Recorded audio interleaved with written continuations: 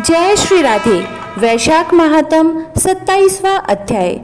मैथिली कहने लगे कि वैशाख मास में कौन सी तिथियां अत्यंत पुण्यकारक है, उसमें क्या क्या दान करना चाहिए और किसने इनको प्रख्यात किया।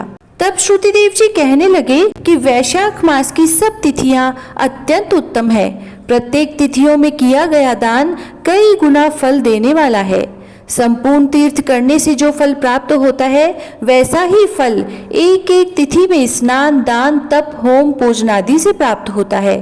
कथा श्रवण करने से तत्काल मुक्ति मिलती है। रोगी तथा पीड़ित भी इस कथा के श्रवण से कृतकृत्य हो जाते हैं। जो कोई बिना स्नान, दान इन दिनों को व्यतीत करता है, उसको गोवध, कृतघ्न, पितृघाती तथा आत्मघात का पाप लगता है।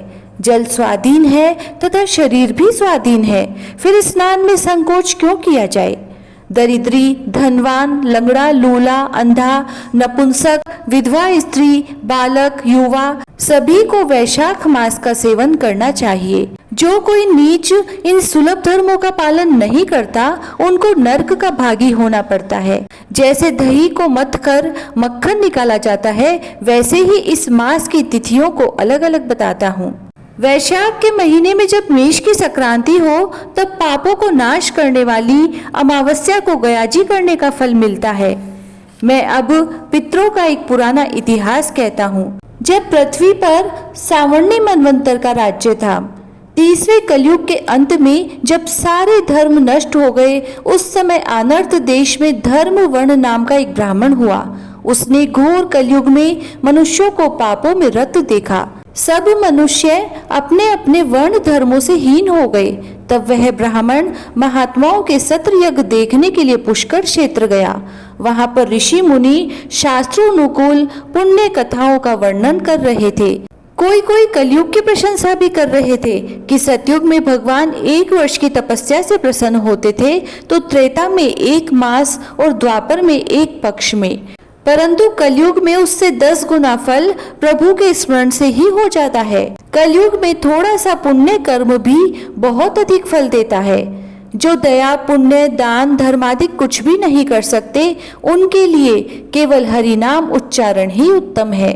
जो अकाल में दान करते हैं, वे बैकुंठ को जाते हैं। वहां पर जब यह प्रसंग हो रहा था, तो नारद जी एक हाथ में शीश और दूसरे हाथ में जीवा पकड़कर उन्मत्त की तरह खूब हंसने व नाचने लगे। सबने आश्चर्य से पूछा कि नारद जी, इसका क्या कारण है। नारद जी ने उसी अवस्था में उत्तर दिया कि निसंदेह कलयुग प्रशंसनीय है, क्योंकि केशव भगवान केवल स्मरण मात्र से ही प्रसन्न हो जाते हैं। तब भी मैं तुमसे कहता हूँ कि इंद्रिय और जीवा को वश में करना अति कठिन है। जिसने इन दोनों को वश में कर लिया, वह साक्षात जनार्दन के तुल्य है। अतः इस कलयुग के आगमन पर तुम्हारा यहाँ ठहरना ठीक नहीं। सो पाखंड में भूमि को त्याग कर अन्यत्र कहीं जाकर विचरना चाहिए। वे सब मुनि ऐसे वचन सुन यज्ञ समाप्त कर अन्यत्र पर्वतों पर चले गए। धर्मवाणी भी यह सुन नैष्टिक ब्रह्मचार्य व्रत धारण कर, छाल के वस्त्र पहन, कमंडलू हाथ में ले, जटा बढ़ा कलयुग के अत्याचारों को देखने लगे कि संपूर्ण मनुष्य जाति घोर पापों में लगी हुई है। ब्राह्मण, सन्यासी तथा शूद्र सभी पाखंडी हो गए हैं। 27वां अध्याय समाप्त। जय श्री राधे।